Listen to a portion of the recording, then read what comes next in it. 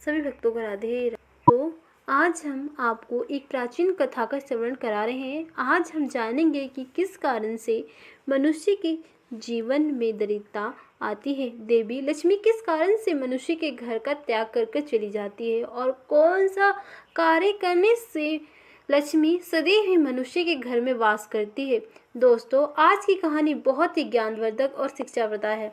मैं उम्मीद करती हूँ कि ये कथा पूरी सुने और हो सके तो इस पर अमल भी जरूर। दोस्तों, एक बार नारद भगवान विष्णु से मिलने के लिए स्वर्गलोक पधारे और नारद जी को देखकर भगवान विष्णु कहते हैं, नारद जी, आज यहाँ आने का आपका क्या प्रयोजना है। नारद जी कहते हैं, प्रभु, मेरे मन में आपके दर्शन करने की इच्छा हुई तो चला आया।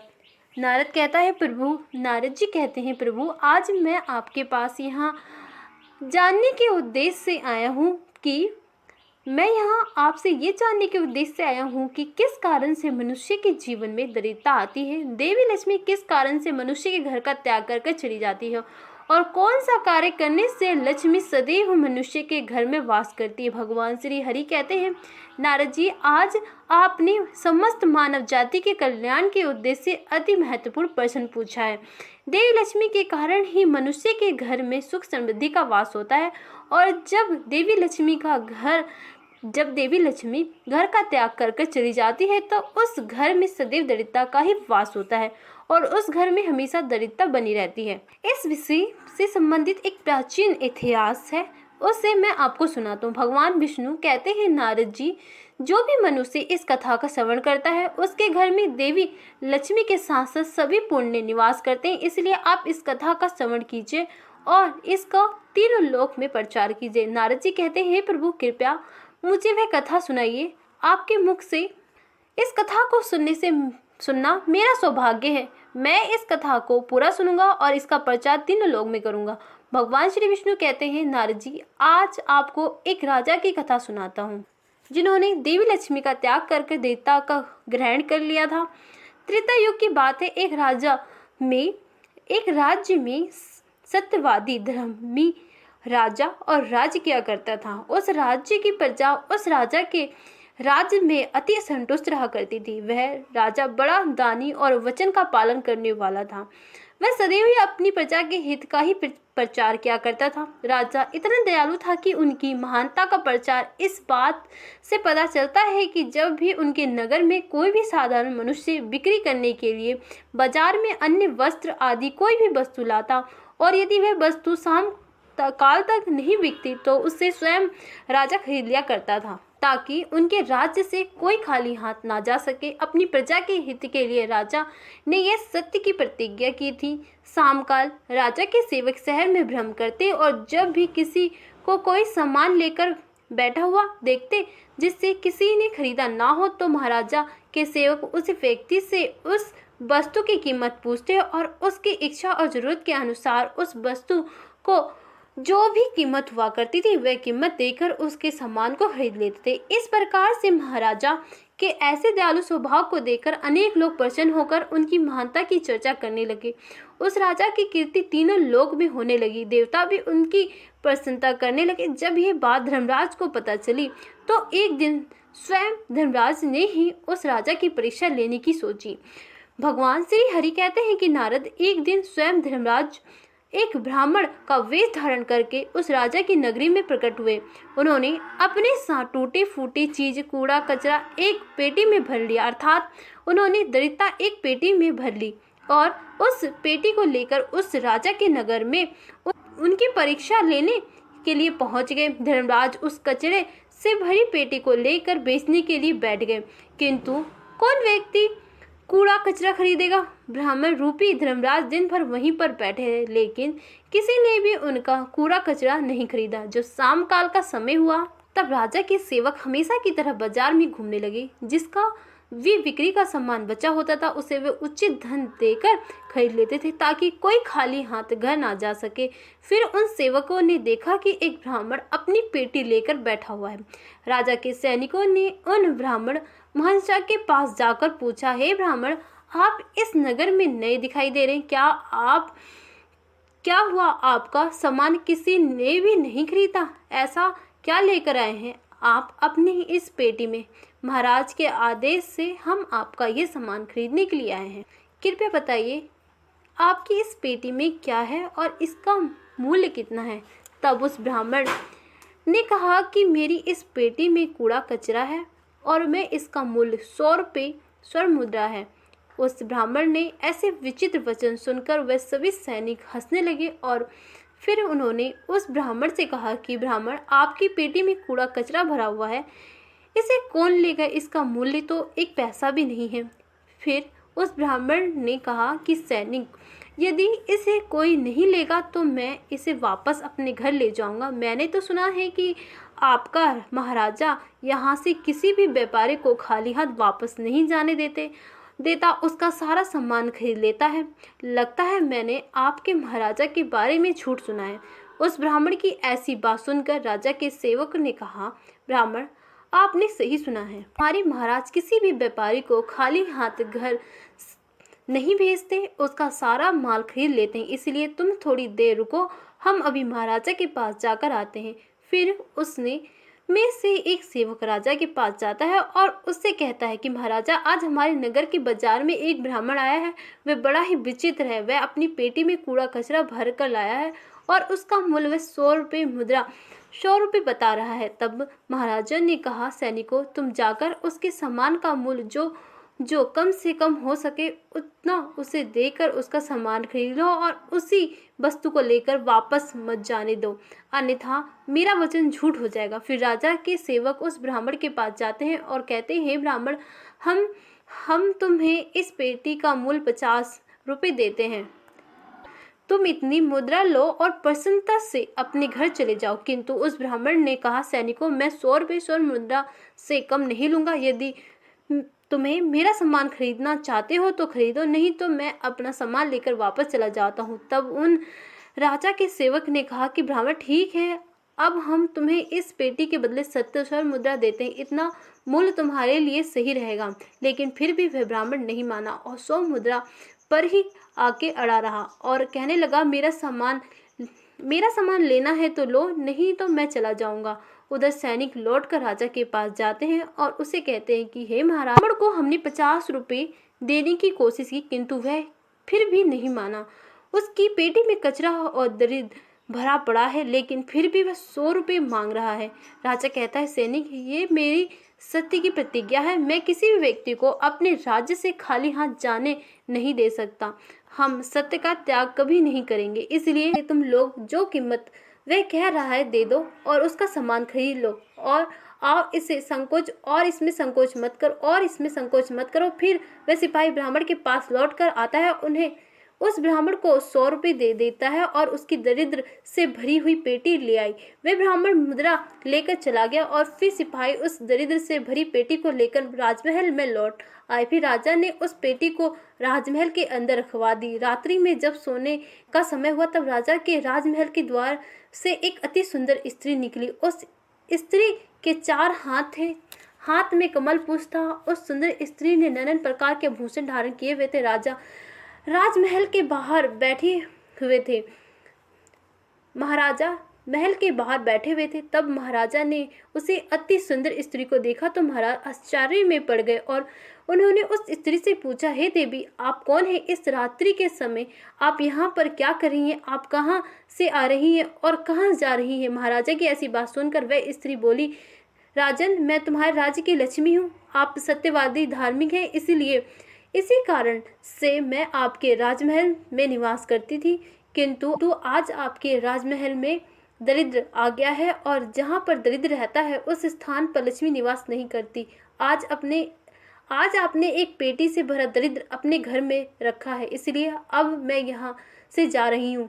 जब उस राजा ने कहा कि हे महालक्ष्मी, आपकी जैसी इच्छा, मैं अपने वचन और प्रतिज्ञा से बाधित हूँ, मैं अपने वचन नहीं तोड़ सकता। इसी कारण से मैं उस दरिद्र से भरी पेटी को लेने से मना नहीं कर सकता। कृपया आप मुझे क्षमा कीजिए। तब देवी लक्ष्मी महाराजा के राजमहल का त्याग कर चली जा। थोड़ी देर बाद राजा ने एक बहुत ही सुंदर युवक पुरुष को राजमहल के दरवाजे से निकलते देखा तो महाराजा ने उनसे पूछा, हे देव, आप कौन हैं? यहाँ पर कैसे आए हैं और आप कहाँ जा रहे हैं? उस सुंदर पुरुष ने कहा, हे राजन, मेरा नाम दान है। आप सत्यवादी, धार्मिक और सदैव धर्म का पालन करते हैं। इसी कारण से मैं आपके राजमहल में निवास करता था, किंतु देवी लक्ष्मी आज आपके राजमहल का त्याग कर चुकी है। अब लक्ष्मी के बिना आप दान कहाँ से करेंगे? इसलिए मैं भी आपको छोड़कर जा रहा हूँ। तब राजा ने कहा, हे देव, ठीक है, जैसे आपकी इच्छा, आप भी जा सकते हैं, किंतु मैं अपने वचन को तोड़ नहीं सकता। फिर वह दान भी महाराजा को छोड़कर चला जाता है। उसके बाद एक सुंदर पुरुष राजमहल से निकलता हुआ दिखाई पड़ा। तब महाराजा ने पूछा, हे देव, आप कौन हैं और कहाँ जा रहे हैं? तब उस पुरुष ने कहा, हे राजन, मैं यज्ञ हूँ।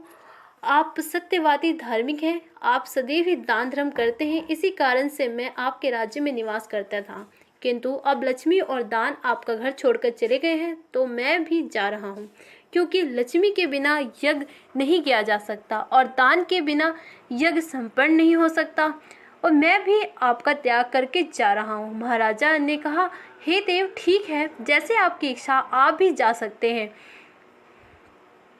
किंतु मैं अपने वचन का त्याग नहीं करूंगा। फिर वह यज्ञ भी महाराजा को छोड़कर चला जाता है। कुछ समय बाद एक सुंदर पुरुष राजमहल से जाता हुआ दिखाई देता है। तो राजा ने उसे भी पूछा, हे महाशय, आप कौन हैं और महाराजा और राजमहल छोड़कर क्यों जा रहे हैं? तब उस पुरुष ने कहा, हे राजन, मैं यश हूँ। आपके पुण्य के कारण मैं आपके घर में निवास कर रहा था, किंतु अब आपके यहाँ से लक्ष्मी, दान, यज्ञ आदि सब चले गए हैं, तो उनके बिना आपका यश की प्राप्ति नहीं हो सकती। इसी कारण से मैं भी यहाँ से जा रहा हूँ। तब राजा ने उससे भी नमस्कार किया और आदरपूर्ण जाने की आज्ञा दी। फिर अंत में एक अति सुंदर पुरुष राजमहल से निकला और उसे देखकर राजा ने पूछा, हे देव, आप हमारे राजमहल को छोड़कर क्यों जा रहे हैं? तब उस पुरुष ने कहा, हे राजन, मैं सत्य हूँ, आप सत्यवादी, धार्मिक राजा हैं, इसलिए मैं आपके यहाँ पर निवास करता था, लेकिन अब यहाँ से लक्ष्मी, दान, यज्ञ, यश सभी चले गए हैं, तो मैं भी यहाँ से जा रहा हूँ। तब राजा ने कहा, हे सत्य, आप भी मेरा त्याग कर रहे हैं, किंतु मैंने तो आपका कभी त्याग नहीं किया। आपका त्याग ना करने के कारण ही सभी मुझे छोड़कर जा रहे हैं, इसलिए आप मुझे छोड़कर कैसे जा सकते हैं? मैंने सत्य का पालन करने के लिए ही दरिद्र को अपने घर में रखा था। मैंने संसार के कल्याण के लिए ये वचन दिया था कि मेरे राज्य से कोई भी खाली हाथ नहीं जाएगा। जो भी मेरे राज्य में कोई वस्तु बेचने आएगा, यदि उसकी कोई वस्तु नहीं खरीदेगा तो मैं उसे खरीद लूँगा। इसलिए मैंने अपने सत्य वचन का पालन करने के लिए उस ब्राह्मण से 100 स्वर्ण मुद्रा ले देकर उस दरिद्र को खरीद दिया था। उस दरिद्र की पेटी के कारण ही देवी लक्ष्मी न आकर मुझसे कहा कि वह उसी स्थान पर निवास नहीं करती जिस स्थान पर दरिद्र रहता है, और देवी लक्ष्मी के जाते ही यश, दान, यश सब मुझे छोड़कर चले गए, और मैंने सत्य वचन का पालन करने के लिए ही उन सभी को जाने दिया। अब आप भी मुझे छोड़कर जा रहे हैं। उस राजा की बात सुनकर वह सत्य बोला, हे राजन, यदि आपने मेरे लिए ही इन सब का त्याग, आपका राजमहल छोड़कर नहीं जाऊंगा। आप सचमुच बड़े पुण्य आत्मा हो, सत्यवादी हो, इसलिए अब मैं आपके राजमहल में ही निवास करूंगा। और वह सत्य फिर से राजमहल में लौट गया। भगवान विष्णु कहते हैं, नारद, थोड़ी देर के बाद ही यश वहां पर लौट कर आता है, और राजा से उसने पूछा, हे देव, आप तो मुझे छोड़कर चले गए थे, फिर लौटकर क्यों आ गए? तब उस पुरुष ने कहा, हे राजन, कोई राजा कितना ही बड़ा धन्यवान, दान, वीर हो, किंतु सत्य के बिना उस यश की प्राप्ति नहीं हो सकती। इसलिए जहाँ पर सत्य विराजमान रहता है, मैं भी वहाँ पर रहता हूँ। सत्य के बिना मैं नहीं रह सकता। ऐसा कहते हुए फिर यश ने राजमहल में प्रवेश किया। उसके कुछ समय बाद ही यश भी लौटकर वापस आ जाता है। राजा ने उससे पूछा, हे देव, आप तो यश हो, आप क्यों लौट कर आए हो? तब यज्ञ कहता है, राजन, चाहे कोई भी कितना भी लक्ष्मीपति और दानशील क्यों ना हो, किंतु बिना सत्य के यश शोभा नहीं देता। आप में सत्य विराजमान है, इसलिए मैं भी आपके पास ही रहूंगा। इतना कहकर यज्ञ भी राजमहल में वापस लौट गया। उसकी कुछ समय बाद ही दान भी लौट कर आता है। राजा ने उससे भी पूछा, हे देव, आप भी मुझे छोड़कर चले गए थे, फिर लौटकर किस कारण से आ गए? तब दान ने कहा, हे राजन, मैं दान हूँ कुछ समय पहले मैं आपको छोड़कर चला गया था, किंतु आप में सत्य विराजमान है और जहाँ पर सत्य रहता है मैं भी वहीं रहता हूँ। कोई मनुष्य कितना ही धनवान क्यों ना हो, किंतु बिना सत्य के वह दान नहीं कर सकता। दान का महत्व सत्य से ही होता है, इसलिए मैं भी लौटकर आ गया हूँ। राजा ने कहा, ठीक है, आपका भी स्वागत है। और फिर दान भी राजमहल में चला गया और फिर से उसके बाद साक्षात देवी लक्ष्मी लौटकर आई। राजा ने पूछा, हे माँ लक्ष्मी, आप वापस क्यों आ गई? आप तो मुझे छोड़कर चली गई थी। देवी लक्ष्मी ने कहा, हे राजन, यह आपके सत्य की परीक्षा थी और आपके यहाँ पर यश, दान, यज्ञ और सत्य भी सभी निवास करते हैं और लक्ष्मी के बिना सभी निष्फल हो जाएंगे। इसलिए मैं आपके सत्य धर्म की रक्षा करने हेतु लौट कर आ चुकी हूँ। तब राजा ने कहा, हे माते, मेरे यहाँ तो दरिद्र रहता है, वहाँ पर आप कैसे निवास कर सकते हो? देवी लक्ष्मी कहती है, हे राजन, मेरे द्वारा वह दरिद्र से भरी पेटी स्वर्ण मुद्रा और रत्न से भर जाएगी। इतना कहकर माता लक्ष्मी भी राजमहल में प्रवेश कर जाती है। माता लक्ष्मी के प्रवेश करते ही वे दरिद्र से भरी पेटी स्वर्ण मुद्रा और रत्न से भर जाती है। माता लक्ष्मी के राजमहल में प्रवेश करते ही पेटी से भरा कूड़ा कचरा स्वर्ण आभूषण में बदल गया। इसके कुछ समय के पश्चात स्वयं धर्मराज ब्राह्मण के रूप में राजमहल में आ गए। तब राजा ने उनसे पूछा, आप कौन हैं? आपने तो मेरा त्याग नहीं किया था, फिर आप यहाँ पर कैसे आ गए? तब ने कहा, हे राजन, मैं साक्षात धर्म हूँ।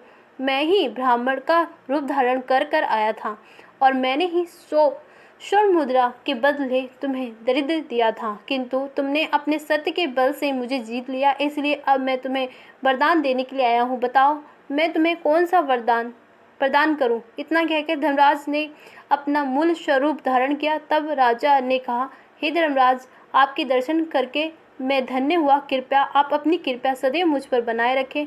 मुझे और कुछ नहीं चाहिए। फिर धर्मराज ने राजा को आशीर्वाद दिया और उस स्थान से अंतर्ध्यान हो गए।